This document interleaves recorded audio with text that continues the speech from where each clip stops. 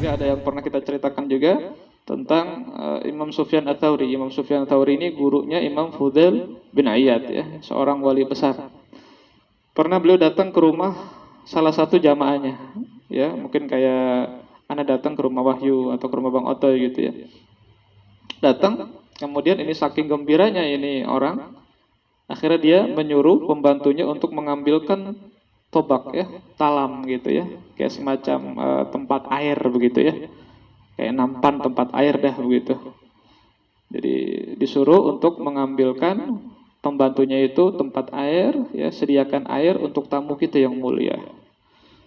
Cuma muskilahnya nih ya, ketika pembantunya ngambilin tempat air ataupun talam itu ke rombongan Tuan Sufyan Ats-Tsauri ya, Imam Sufyan Ats-Tsauri, tiba-tiba dia mengatakan bukan itu, bukan yang itu mah yang aneh beli di haji yang pertama.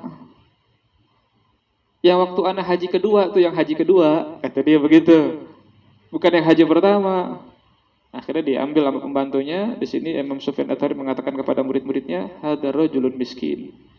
Ini orang kasihan, miskin dia. Afsada bihadza hajatih. Dia dengan omongan dia merusak dua pahala hajinya. Jadi pahala hajinya yang dia capek-capek habis begitu saja ya, karena dia punya sifat riya.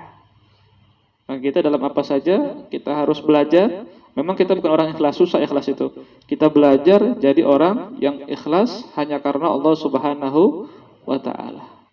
Karena sayang, kita punya amalan, ya kayak kita di Indonesia ini kebanyakan hajinya ya pahalanya nggak ada. Gimana kagak ada? Pak Haji dipanggil maunya Pak, nggak dipanggil Pak Haji, nggak, nih. Tukang ikan, misalnya atau tukang ayam, udah pergi haji, nggak dipanggil Pak Haji, kagak dilayanin.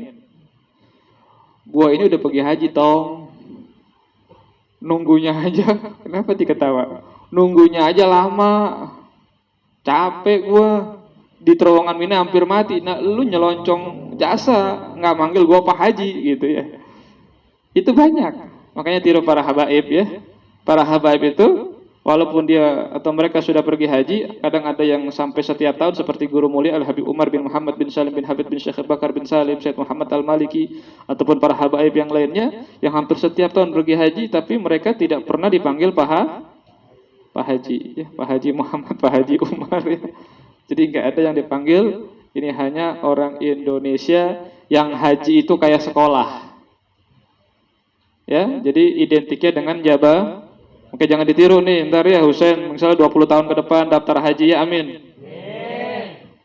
Sen mau mati di sini apa mati di sana, Sen? Dia bingung ya.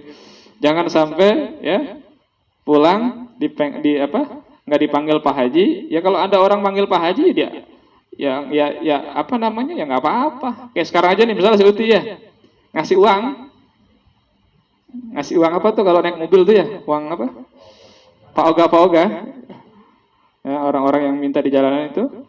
Kemudian dia bilang makasih Pak Haji, udah aminin aja, amin, dipanggil Pak Haji, mudah-mudahan bisa berangkat haji. Dan nggak haram. Orang ada kadang ustadz yang mengatakan orang yang belum pergi haji dipanggil Pak Haji, yang mengatakan Pak Haji haram. Enggak. Wong dia nggak minta dipanggil Pak Haji kok. Dan nggak boleh juga kita pengen dipanggil Pak Haji sudah berangkat karena riya begitu. Yang ada pahalanya kagak makanya ini tradisi yang sangat riskan. Artinya kalau bisa ente udah pergi haji, coba jangan dipanggil Pak Haji.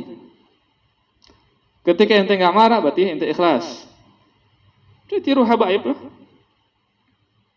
Ya, jadi jangan sampai nggak dipanggil Pak Haji, ya marah. Beda lagi kalau ente sama guru, ya kan? Manggilnya ya Habib, Ustadz, ya. Bisa ada gurunya lah, gurunya coba kita pengen coba ria apa kagak ya. Manggil aja misalnya kita contoh ya kan, guru antum misalnya Kak Amang, ya kan? Beb kan manggilnya apa? Habib apa Ustadz biasanya? Atau kakak? Kakak ya. Si Usain manggil, Mang.